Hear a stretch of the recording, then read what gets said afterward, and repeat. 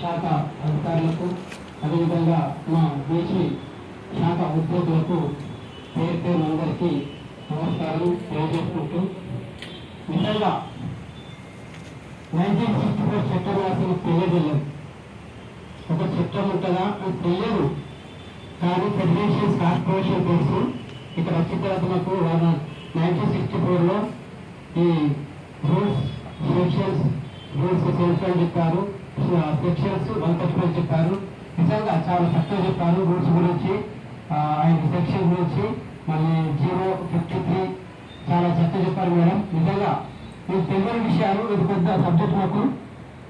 వాస్తవానికి మా BC corporation ఆనాటి కూడా మాకు అంత పరిస్థితులు లేవు.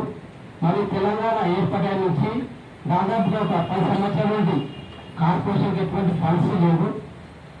మా ప్రైమ్